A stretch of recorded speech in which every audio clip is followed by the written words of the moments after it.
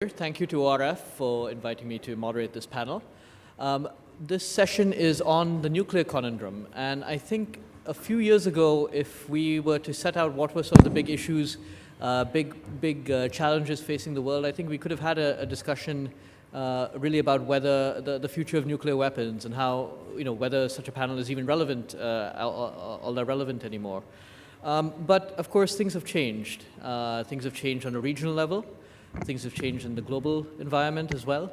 Once again, we're finding questions of the nuclear order and nuclear deterrence cropping up as gaining greater relevance in international security. We have a very distinguished panel here to discuss these developments. And what I will do is actually start by asking each of them a question related somewhat to their own backgrounds. All of their bios, it's a very distinguished panel, all of their bios are available in the booklet, so I won't read out their full biographical details. But I thought I'd start with Professor Paul Kapur, who's to my far right, physically and not ideologically, but who, to my knowledge. But for years after the Cold War, the U.S. nuclear stockpile decreased in size to below 5,000 from a peak of over 30,000 at one point. But despite entering office with this lofty vision for a world without nuclear weapons, Barack Obama has authorized a massive modernization plan for the U.S. nuclear arsenal, and that includes warheads, it includes missiles, submarines, targeting systems, and so forth. Similarly, Donald Trump, the incoming U.S. president, has promised in a tweet, no less, to, quote, strengthen and expand the U.S. nuclear capability. So I suppose the question I have for Professor Kapur is, what's led to this apparent turnaround in the U.S. government's approach to nuclear weapons? What makes them relevant, once again, to U.S. national security? Great. Am I on? Thanks, Dhruva, and thanks to ORF as well for hosting this meeting and for inviting me. It's been a great few days, and I appreciate being here. So to get to your question, I think there is a sense that nuclear weapons are kind of back in the limelight again in a way that they weren't. There was a period of semi-obsolescence in which the Obama administration had talked about nuclear zero and committed the United States as kind of an intermediary step to going to very small numbers of nuclear weapons. And even beyond those post-Cold War reductions that Dhruva just mentioned, and also rhetorically downplayed the importance of nuclear weapons to the U.S. strategic posture. And I think there is some truth to this notion of a shift back to nuclear relevance, but I also think it can be exaggerated, because despite all of that talk, the talk about global zero and the talk about possibly moving to very small numbers and the talk about the sort of anti-nuclear rhetoric, the fact is that nuclear weapons remain central to U.S. security policy, and that simply wasn't going to change. And perhaps the best evidence of that is the 2010 Nuclear Posture Review, which came out in the wake of kind of the breathlessness that followed the president's 2009 Prague address, in which he had called for the abolition of nuclear weapons. The NPR made very clear that U.S. nuclear weapons weren't going anywhere. And the United States, the NPR said, would maintain strategic capabilities of sufficient size and sophistication to provide robust deterrence to the United States and also to its allies. The United States would also maintain a triad of nuclear delivery platforms, continue to develop missile defense systems, retain forward deployment capabilities for theater nuclear weapons, and make substantial new investments in the U.S. nuclear infrastructure. So I think, on the one hand, there was this normative desire to rid ourselves in the world of nuclear weapons, or at the very least, speed along their obsolescence. But at the same time, it was clear that the United States actually valued nuclear weapons a lot, and when push came to shove, was not going to cut them enough to threaten any of the capabilities that the deterrence capabilities that nuclear weapons had traditionally provided to the U.S. And I think the reasoning behind this desire to avoid deep reductions despite those normative impulses is essentially the same as the logic underlying at least the apparent desire of the new administration to expand and ensure the robustness of U.S. nuclear arsenal. And the reason is that too small of a nuclear enterprise, too thin of an arsenal, can actually create problems. And I'll just touch very briefly on three of them. This is not an exhaustive list by any means, but just three that were potentially problematic from a U.S. perspective. The first is that although deterrence purists will tell you that numbers don't matter, right? A very small number of nuclear warheads is plenty for deterrence. I think the fact is that that's not always true, and numbers can matter. And so if you run through some of the different scenarios in which the United States might need nuclear weapons, depending on your assumptions about missions and attrition rates, you can quickly find yourself in a situation where numbers do matter, and it would be good to have more. Going very low can also have political ramifications. It can undermine allies' faith in U.S. extended deterrence commitments, and this, ironically, can lead to more nuclear proliferation, as states that previously had thought that they didn't need to develop their own nuclear capability decide maybe they do, right? And that can then lead to follow-on sort of cascading effects in regions where other states are threatened by the new nuclear state's capabilities and so on, right? So again, ironically, you can end up with more nuclear weapons by trying to cut, if you cut too deeply.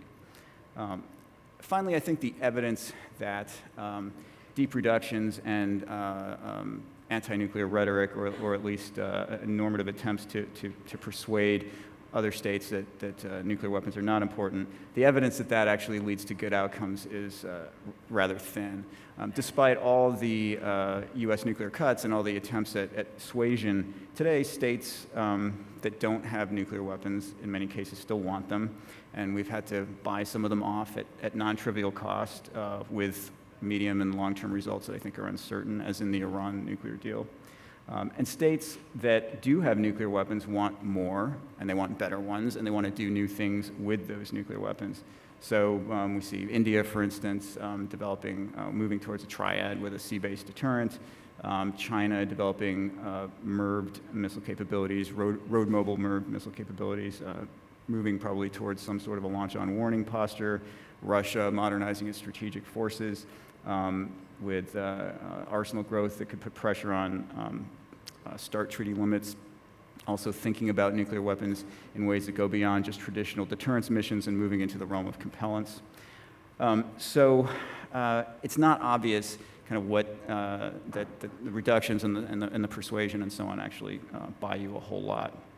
And I don't think those are reasons why nuclear weapons have become relevant again. I think that they are reasons why nuclear weapons always were relevant, even when reductions and rhetoric sometimes seem to suggest otherwise.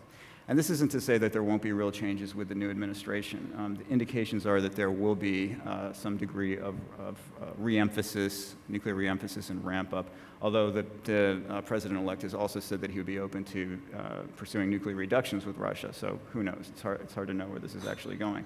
But assuming that we do move in the direction of expansion, I think that underlying that policy will be a significant degree of logical continuity regarding nuclear weapons. Continuity that ensured that the Obama administration, despite its rhetoric and its normative preferences, kept nuclear weapons at the center of U.S. strategic posture. And this logic, I think, will ensure that continues into the future. Thank you. So the question is not really why have they become relevant again? It's just they were never irrelevant in the first place. Yeah, I think I mean I take the point that there's some shift in emphasis, but I think you can overstate it. Let me turn to Professor Shen Dingli from China. As Professor Kapur mentioned, China too has been undergoing a modernization of its nuclear forces, much like the United States, despite its no first use pledge. The PLA, the People's Liberation Army, has recently renamed its 2nd Artillery to the PLA Rocket Force. We've seen the introduction of MIRVs, of multiple independent reentry vehicles, and the development of hypersonic missiles. And while these developments may have been motivated by concerns about the U.S. Modernization program, it's also causing unease in other countries, in India, of course, and also Russia. So I suppose my question for Professor Shen is, what can China do to prevent its own modernization from sparking an arms race in this region, in both with respect to India and Russia possibly? Well, I don't know. How do you know what I don't know? I don't know about China's nuclear weapon modernization. It is so in the realm of national top secrecy, to which I don't have security clearance. So I don't know. I think nobody in this room would ever know. Only Xi Jinping would know. And if I know, I cannot discuss. Because I don't know, I can give my take. First, we are a nuclear weapon state and a NPT-recognized nuclear weapon state. And when we are not able, we develop a nuclear weapon under US pressure. And we do not have the money, resource to make it a robust, credible nuclear force. Americans openly think it's not a credible nuclear force. US can take it away at any minute. China certainly feel not respected. Now we have some money, some human resource, and some will. That given my estimate, China may possess between 3 to 8% of the size of the US current nuclear arsenal, which amounts to thousands of pieces of nuclear weapon. So China feels pressure. Obama has actually ordered many measures to speed up US nuclear weapon development and acting on missile defense, which make Russia worried. And of course, deploying missile defense in China's neighborhood also upsets China. To what I know from IISS annual military balance book, CIPRI annual book, and IDC research, which is published on their website and by the Bulletin of Atomic Scientists. And China may only have 1 or 2 nuclear-powered submarine. That's not enough. We may need to build a few more, like 3 or 4. But assuming each of them would only carry 12 SSBN, and each SSBN may carry only 1 warhead.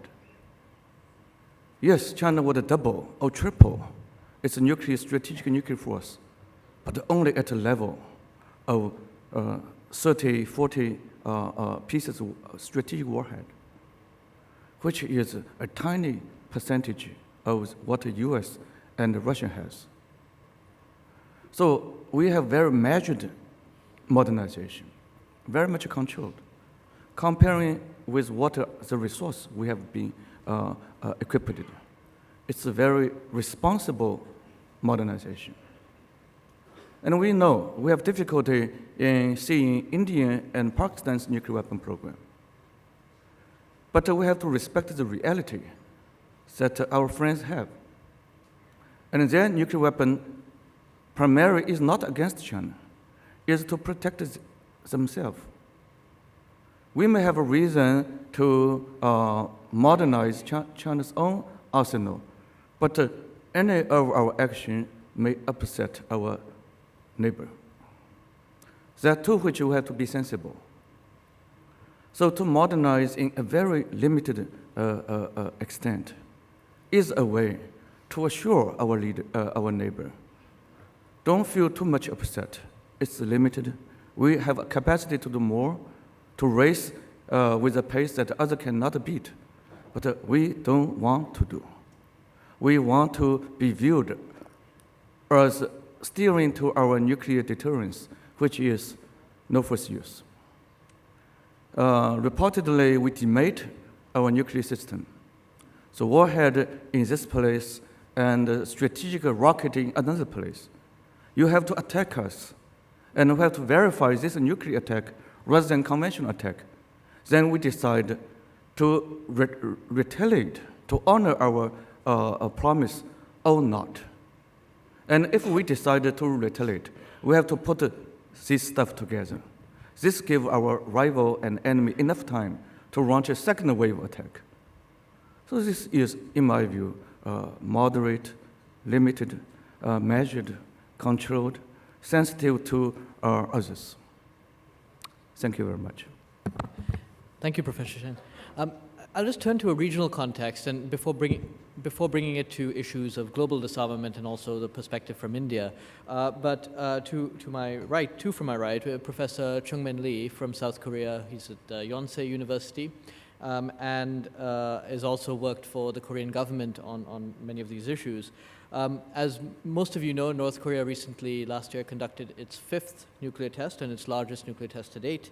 But the attempts that we saw in the past by the six parties, the six-party talks being one vehicle for it, by the US, China, Russia, South Korea, and Japan to engage with North Korea, seems to have faltered. But so in that context, what is it that the international community can be doing now to address North Korea's nuclear development? Is it too late? Is it perhaps too late? And what can countries like India that are not part of outside the six parties and for whom North Korea is a concern, but certainly not an existential concern, what can we be doing to help? Well, let me thank the organizers and the MEA for conveying this invitation. It's always a pleasure to be back to New Delhi. Insofar as the North Korean nuclear issue is concerned, although many of you in this room are familiar with the issue, my personal belief is that this is the single most important and, I would argue, critical nuclear threat confronting the world today. Full stop. Now, the other key issue here in the subcontinent, of course, is the ongoing Indo-Pakistani nuclear dimension, and I have deep concerns of what's happening within Pakistan in that context. But under Kim Jong-un's rule, as you all know, he conducted 2 nuclear tests in 2016. He will probably conduct a 6th test in the next, I would argue, maybe quarter or so. But the more critical issue is the threat envelope has continued to expand. Very soon, North Korea will be able to successfully miniaturize nuclear warheads. She has, as you know, an array of delivery vehicles. The US government is very concerned that Kim Jong-un in the near future will have an ICBM-capable missile with nuclear warheads, and North Korea has been also working on SLBM technologies. So if she's able to get ICBMs and SLBMs, in addition to all of the other asymmetrical assets she has, whether it's chemical or biological weapons or special forces, and a general purpose force of over 1.2 million, this is a critical threat. Now, and we know this, we as in the ROK and the US forces, and although I'm sure my Chinese friends will differ, then the option for South Korea is twofold. What do you do in the eyes of a growing North Korean nuclear threat?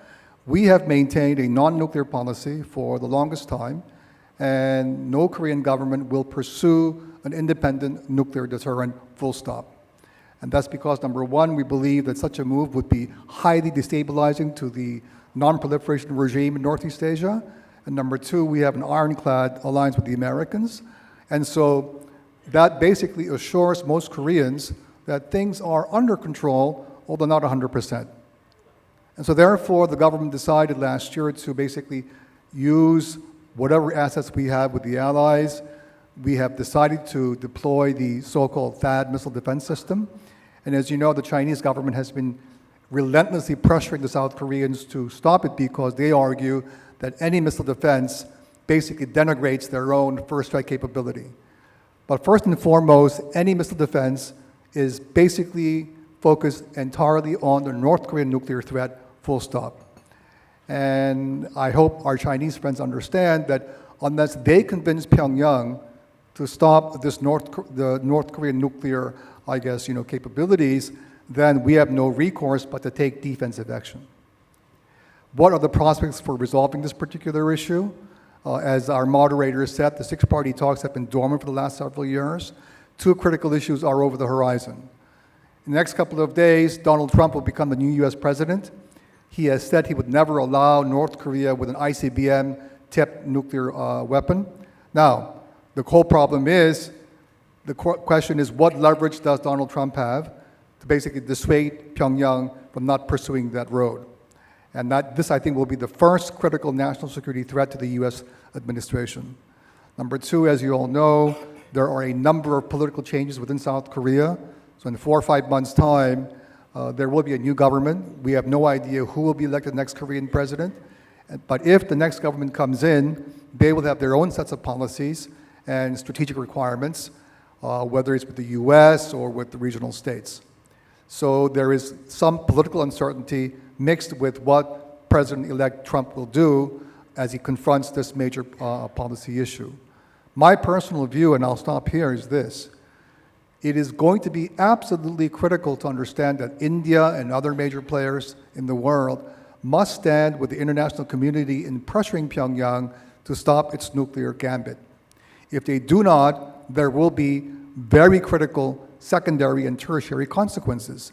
The one thing that I tell my Chinese friends over and over again, if you don't stop Pyongyang from going down the path of more nuclear weapons, that creates what? Greater anxiety on the part of the Japanese and South Koreans and others, that in turn will increase military competition in the region that is not really favorable towards the Chinese over the longer term. And so this is a critical regional issue, but at the same time, I would argue, the most important global nuclear proliferation issue that we face. Thank you. Thank you, Dr. Lee. I'll turn to Patricia Lewis, who was on the previous panel and so was introduced there, but who's also a physicist, amongst other things, her background. But the first three speakers on this panel have all painted a pretty grim portrait, I think, for the future of arms control. We see the U.S. has basically realized that it needs to modernize its nuclear forces, and it for various reasons that Professor Kapur laid out. That China, will be trying to modernize as well, but believes that it's well under. It's still way behind the United States and is not sort of competing on a one-to-one basis. And of course, developments in North Korea are very disconcerting. What does this mean for the future of arms control and for nuclear proliferation? Are we entering, Paul Bracken had a book a little while ago called The Second Nuclear Age. Are we entering in some ways the third nuclear age? Well, first let me say that person on the previous panel wasn't me. Oh, no, that was my cyber twin, I see. my avatar. I'm the real Patricia Lewis, sitting here, at least in this matrix. So you ask, are we in the third nuclear age? And I would say no. I think we're still stuck in the old nuclear paradigm. But we are in another proliferation wave, and I would count 5.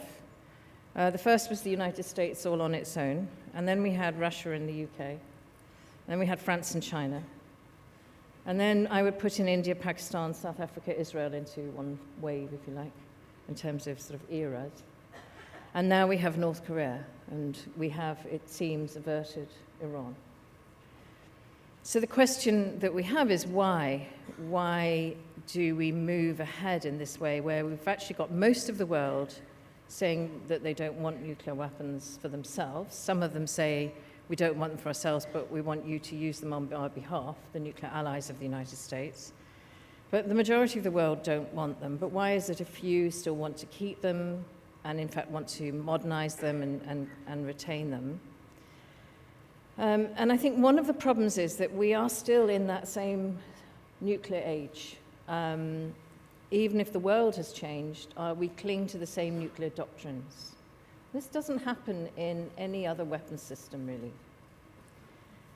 And it's a fascinating area, and we're all fascinated by it, because it seems to be one of those problems that you called it a conundrum at the beginning, and I think it is one of those problems which is really hard to solve. Because on the one hand, we talk about getting rid of them. Even Donald Trump has talked about getting rid of them if everyone else does. But on the other hand, we want to keep them because we feel somehow protected and safe by them. At least some of us do. But the vast majority of the world doesn't.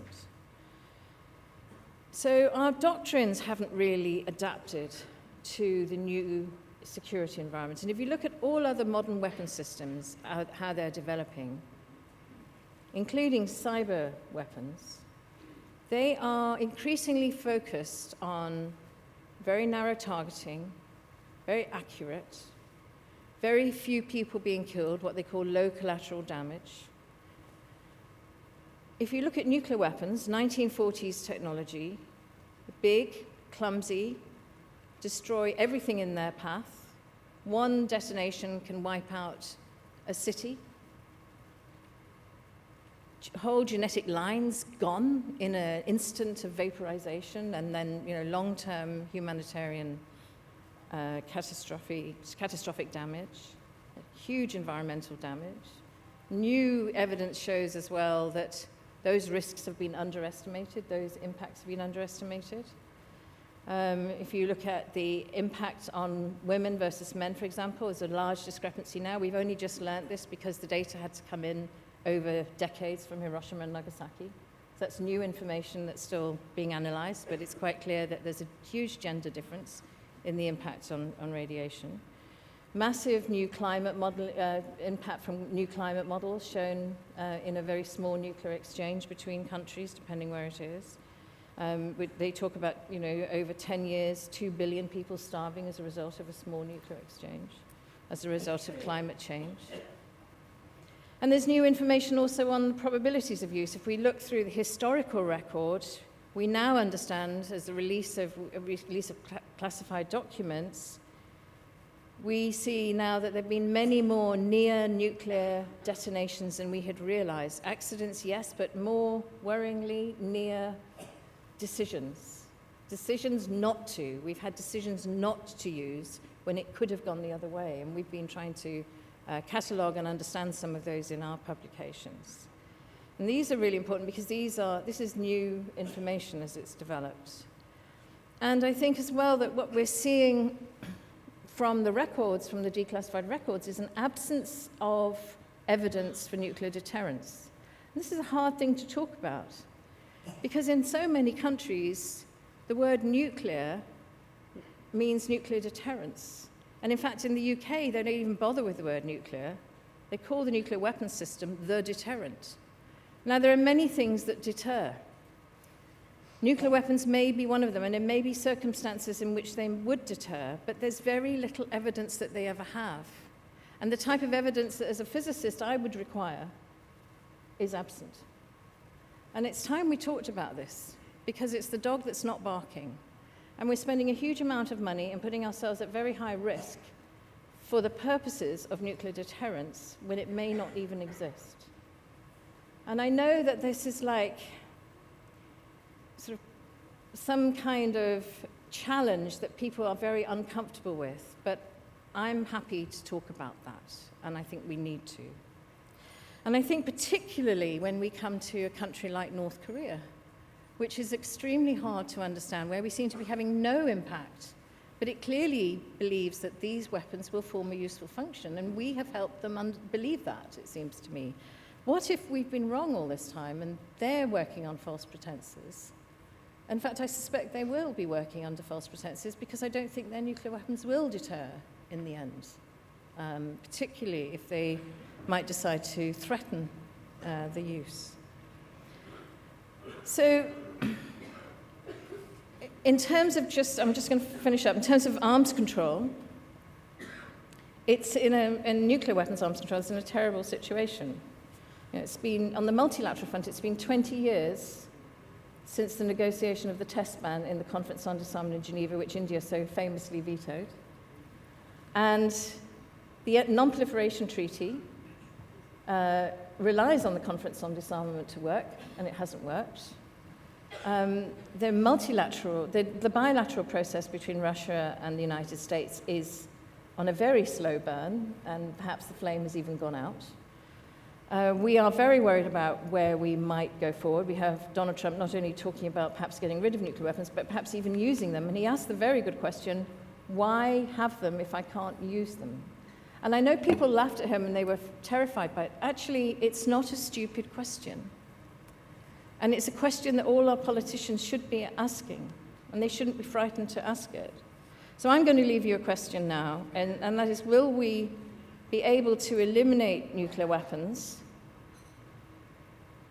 or will we see the next use of nuclear weapons? And I'll leave to your imagination, I'm looking to my right, as to where that might occur. In the U.S.? Well, I didn't think I would be able Yes. to get more pessimistic, but apparently I could. If I can turn to Ambassador Rakesh Sood. Ambassador Sood has had a very distinguished career as an Indian diplomat. He served as ambassador to Nepal and France, amongst other places, and also had a very long career negotiating on behalf of on nuclear issues as well. Ambassador Sood, India is a de facto nuclear weapon state, but also one wedded to no first use and a recessed deterrent. But what do all of these developments that we've heard from the other panelists, what do they mean for India? Should New Delhi be taking a more active role on global disarmament, as it has for periods in the past? Or should it now, with an eye on these developments, including in Pakistan, which we've not yet discussed, should it be advancing a more purposeful modernization of its own? Thank you, Dhruv. Let me first of all. Thank you, Dhruv. Let me first of all just two specifications. You use the term de facto nuclear state, which means that perhaps there is a de jure. Now, I know I'm probably more familiar with the theology of the NPT than many of the others around here, but I would not go so far as to make this distinction. There is a reality, and India, so I would just say India is a nuclear weapon state. Secondly, you said recessed, we have a no first use and a recessed deterrent.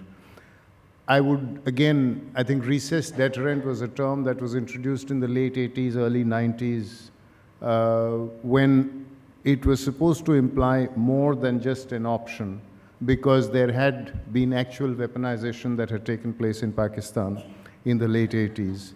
So today I would just say that India is working towards a credible minimum deterrent that we hope that exercises deterrence against potential adversaries.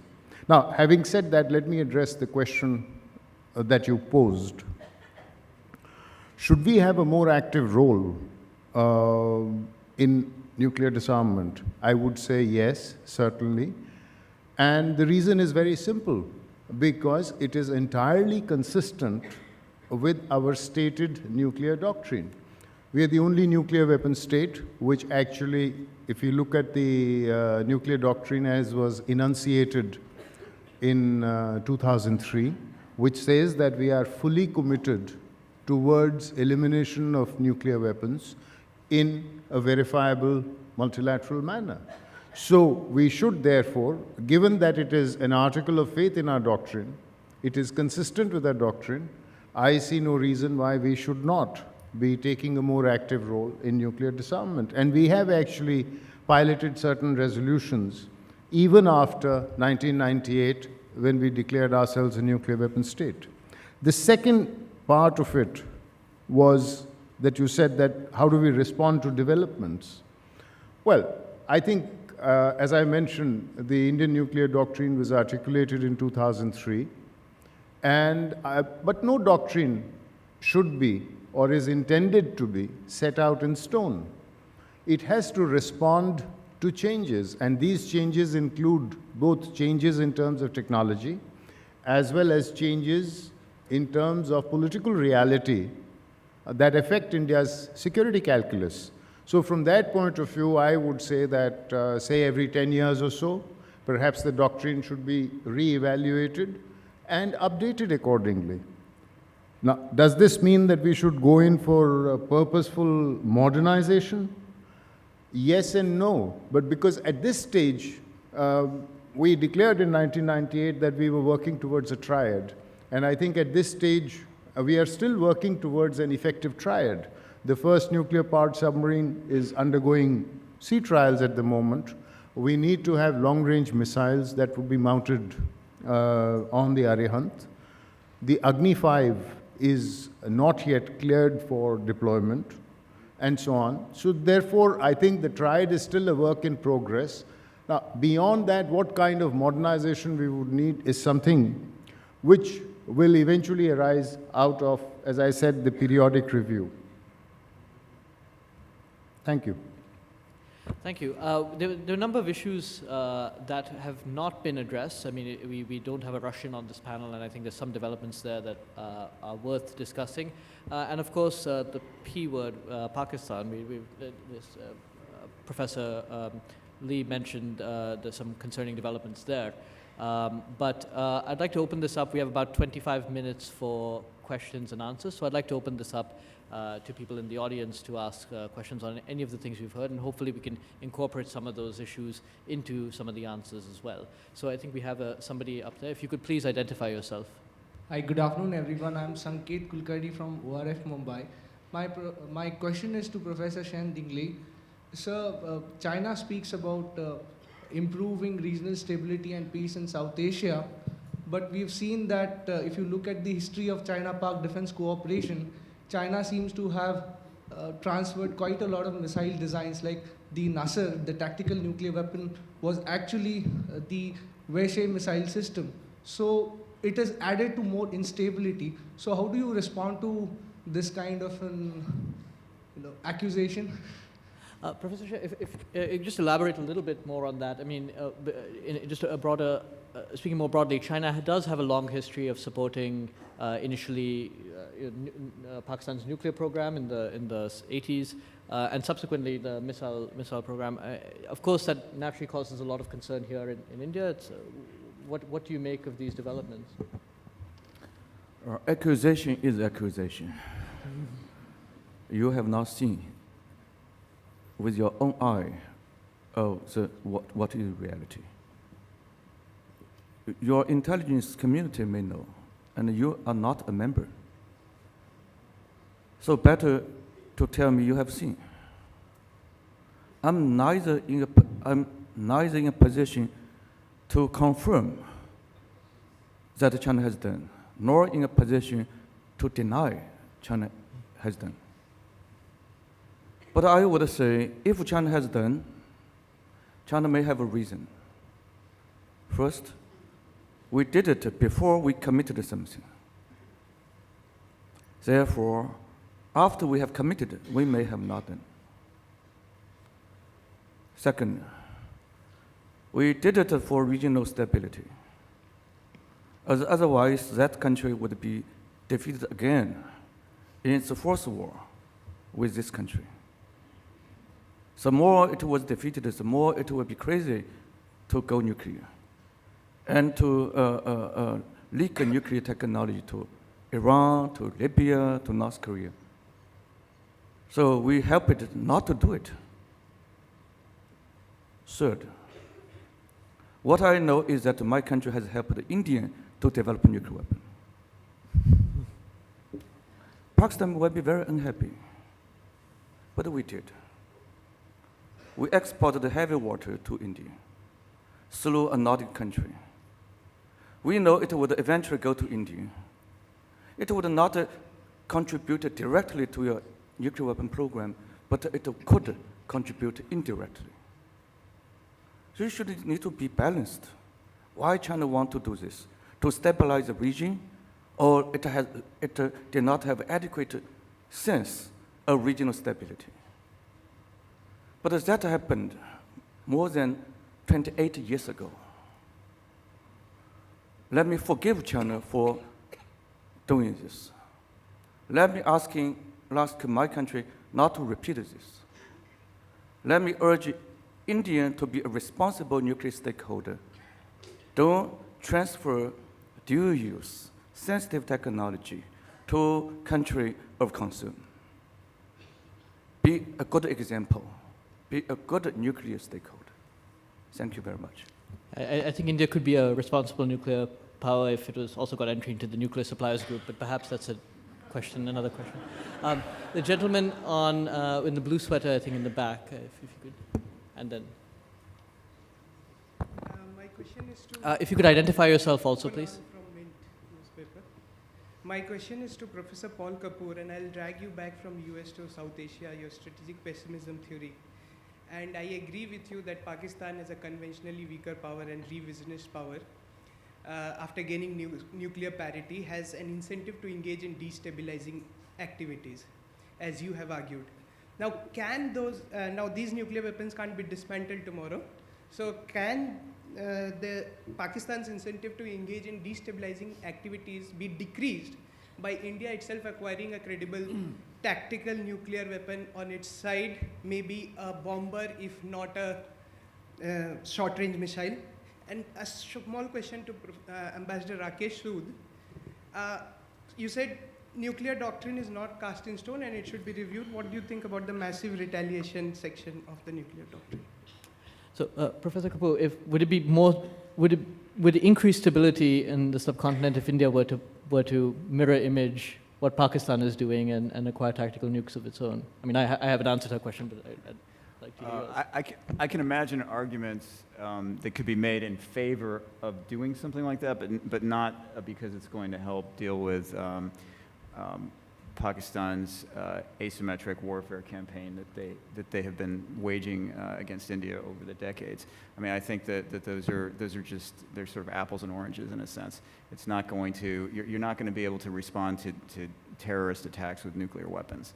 And you know, this is part of the reason why the Pakistani strategy has been so successful. I mean, the Pakistanis have combined non-state actors with nuclear weapons, and that's a hard strategy to combat. And I don't have to tell you that India has spent a lot of time thinking about how to do it and hasn't really come up with the magic bullet yet. So I think you know, it's possible that India could make arguments about why it might want more flexible options.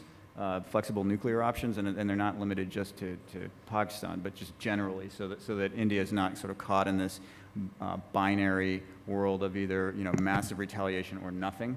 And that was the same conundrum that NATO and the United States faced during the Cold War in the 1950s. But not because it's going to enable India to get leverage over Pakistan and compel Pakistan to stand down on the non-state actor strategy. Would you be able to answer that? I mean, more specifically, I mean, you said that we should review the nuclear doctrine, but is that the way to do it, or? Well, I think there is a process. It should be a routinized process, in my view. It is not something that has to. That's why, you know, the gentleman who asked about massive retaliation. First and foremost, I think you should look at the sentence in totality, because it says massive retaliation, and further on goes to say to inflict unacceptable damage.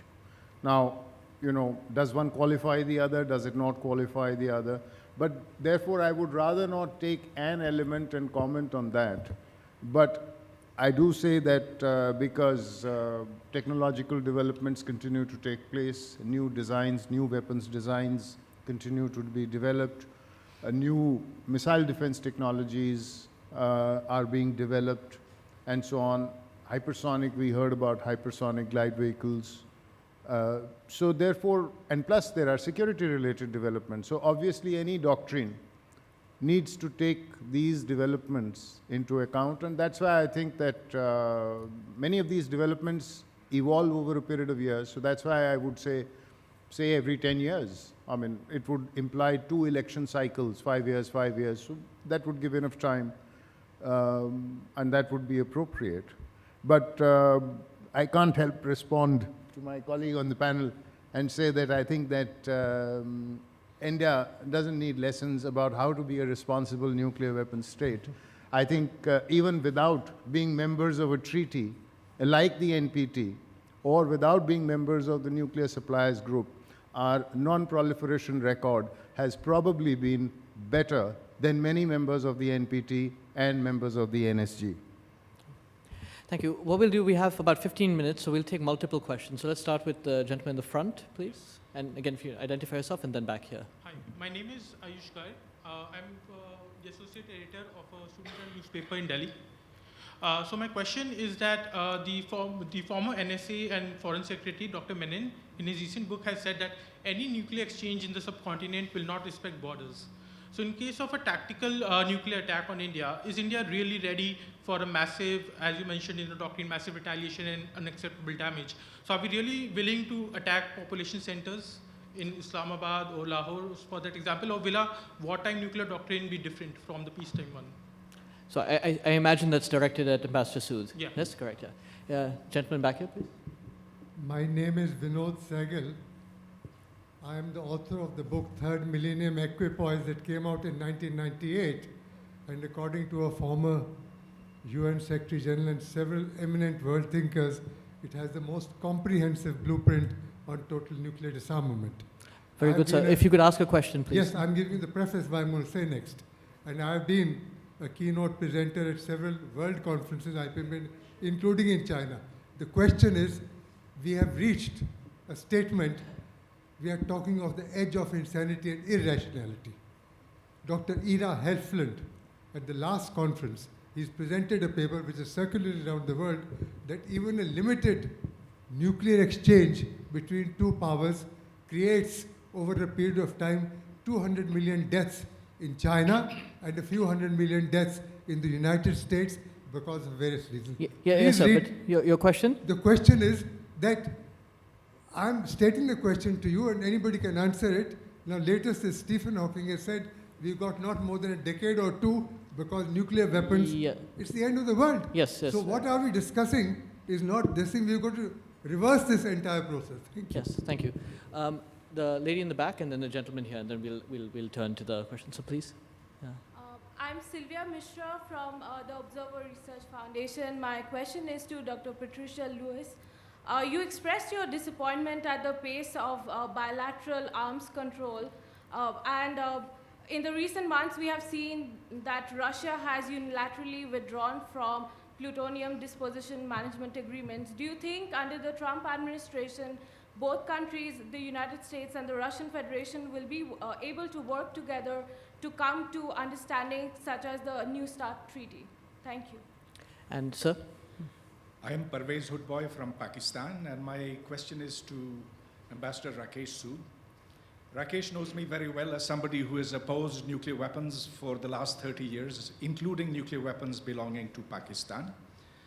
Rakesh, as you know, when General Deepak Kapur made the assertion that India is prepared for Operation Cold Start, that set into motion within the Pakistan army the tactical nuclear war doctrine. And now just yesterday, or 2 days ago, there has been a reassertion of that. Do you think this was wise? Do you think that this will not bring forth a reaction from Pakistan, which would heighten the tensions that already exist at this time? Or do you think that this was just an individual officer speaking his mind? Would you like to? So You want me to address this and the other question that was addressed to you, perhaps? Okay.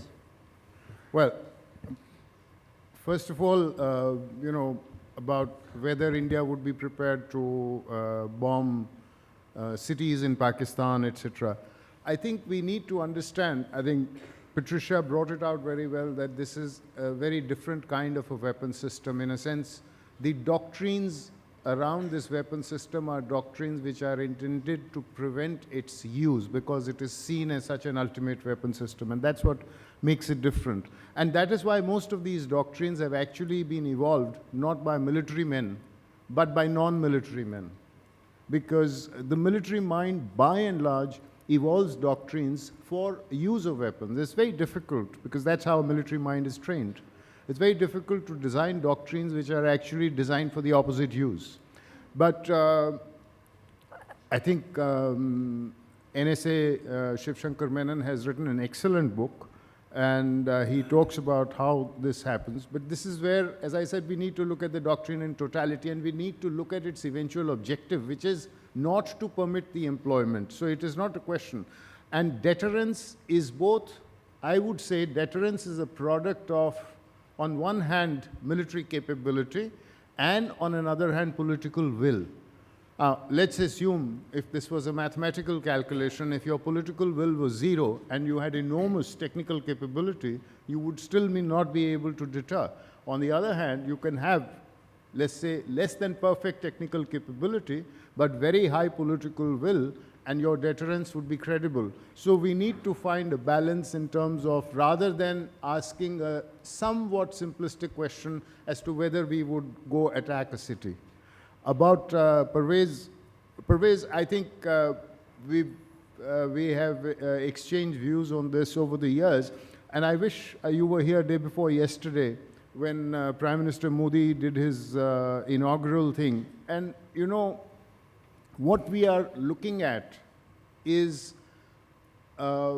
somewhat, in a sense, raising the threshold for the nuclear, on the nuclear side, whereas clearly Pakistan looks at it somewhat differently from our security calculus in terms of lowering the nuclear threshold, as it were, in order to exercise greater deterrence. Now, whether a statement by the new army chief is I mean, there is no denying the fact that such a statement would not, he's a new army chief, so he would obviously be making a statement like this, not at the drop of a hat, but in a very coldly objective, thought-out, calibrated fashion. I think what we are seeing is some kind of signaling that is taking place between the two army chiefs. And I think that this will play out in a different mode. Now, let's see how this happens in due course, but I don't think we should read excessively into a particular statement. And secondly, let's not think that this is a statement that has been made by just an individual. It is an individual who's backed by the institution of the Government of India. Thank you. Dr. Lewis, I think there was one question addressed to you. Is there prospect for a new start under Trump with Russia? Yes, I think this is very interesting because it's almost impossible to predict, isn't it? But certainly the relationship between the United States and Russia seems to be changing under, or will be changing under the new president in the United States. Whether that would lead to a new type of arms control approach, I think what we need to do, whatever happens, is Russia and the United States need to think in a very different strategic way and bring in a wider range of issues, not just the nuclear, into this. I think we need to bring in the issue of conventional forces again, because that is also changing. We have new conventional forces that are being used all the time. We have wars that are going on that are using massive conventional force. Nuclear deterrence doesn't seem to be playing any role in any of that, and that's not surprising. And I think we need to perhaps form a different type of talk in which we have a look at strategic stability, the way in which the two countries, which are the largest military powers, can work together. And I'm hopeful that we will. I just wanted to talk about the issue about reversing the, on the multilateral front that was brought up by the very eminent expert. And that is that we have a new process beginning in the UN, and I forgot to mention it, but the nuclear ban treaty negotiations begin this year.